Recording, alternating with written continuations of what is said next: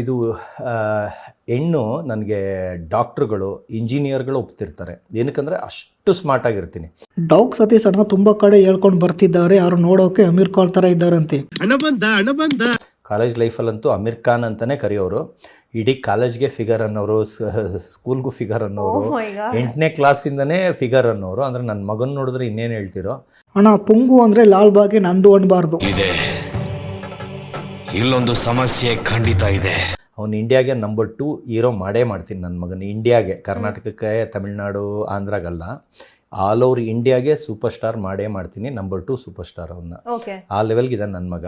ಇಲ್ಲಿ ಇರೋ ಸೂಪರ್ ಆಕ್ಟರ್ಗಳೇ ವರ್ಷಕ್ಕೆ ಒಂದು ಮೂವಿ ಮಾಡ್ತಾವ್ರೆ, ಇನ್ನು ನಿನ್ ಮಗನ ನಂಬರ್ 2 ಹೀರೋ ಮಾಡ್ತೀಯಾ? ಕಾಮಿಡಿ ಮಾಡು, ನಂಬೋ ತರ ಮಾಡೋಣ. ಅಯ್ಯೋ, ಈ ನನ್ನ ಮಕ್ಳು ಮತ್ತೆ ಶುರು ಮಾಡಿದ್ರಯ್ಯ. ಸರ್ ಯಾವ್ದು ಸರ್ ಹೊಸ ಹೇರ್ ಸ್ಟೈಲು? ಉಲ್ಫ್ ಕಟ್ ಅಂತ.